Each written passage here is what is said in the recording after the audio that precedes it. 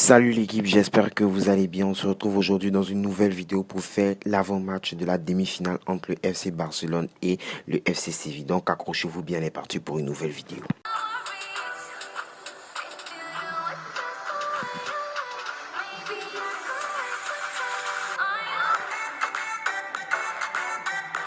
Alors les amis, avant de commencer cette vidéo, il est important de savoir que le Barça reste sur une spirale positive avec sur les 6 derniers matchs 6 victoires. Et oui, le Barça est en grande forme et est actuellement deuxième de Liga.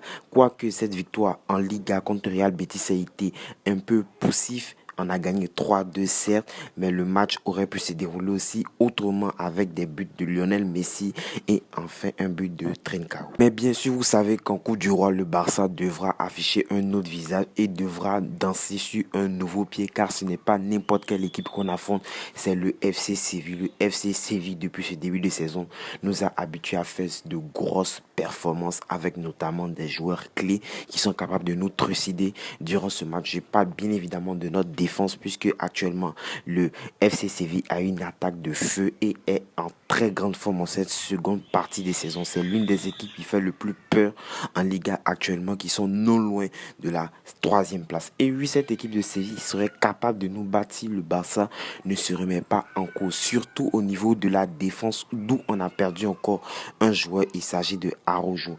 Je pense que le Barça pourrait faire un joker médical à la Braithwaite.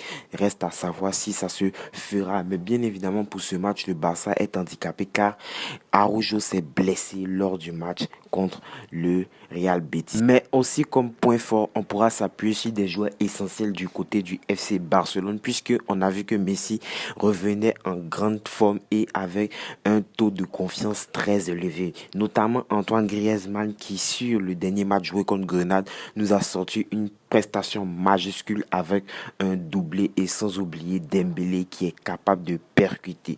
Mais du côté du FC Séville, il va falloir se méfier d'un grand danger. Ce joueur-là, il marque presque à tous les matchs. Il s'agit de El Nasri, le Marocain, je sais pas, un Maghrébien, je sais pas. Mais en tout cas, ce joueur-là est un des joueurs clés de Séville. Bien évidemment, il va falloir faire aussi attention à notre ancien coéquipier. Il s'agit de Ivan Rakitic. On sait la qualité de passe que Ivan Rakitic a.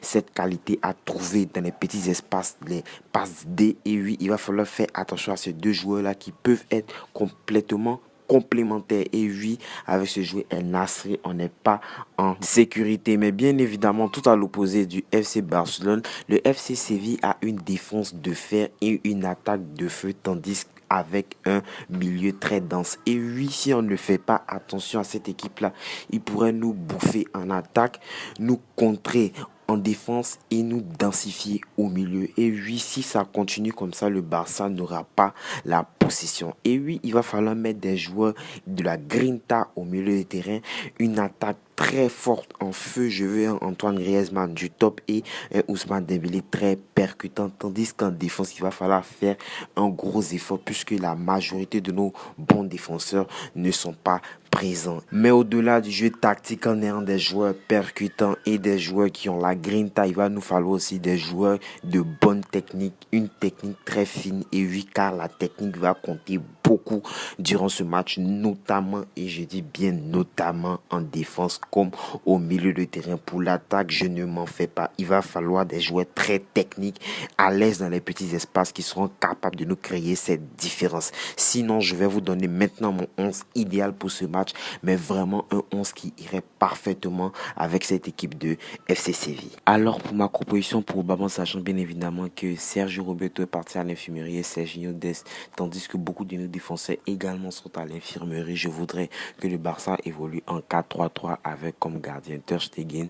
L'arrière gauche ce sera Jordi Alba, la charnière centrale je serai plus pour Mingueza et l'anglais, tandis que l'arrière droit, même si c'est pas son poste de prédilection, je voudrais un Junior Firpo. Tandis qu'au milieu de terrain, on aura des joueurs très techniques à l'image de Frenkie de Jong, Sergio Busquets et Pedri, tandis qu'en attaque, je voudrais qu'on ait un Messi, Dembélé, Griezmann. Voilà, c'est le classique pour être la percussion et surtout pour Messi, pour qu'il puisse nous trouver des occasions de but. Sinon, si tu as kiffé cette vidéo, n'oublie pas de t'abonner, de liker, de partager.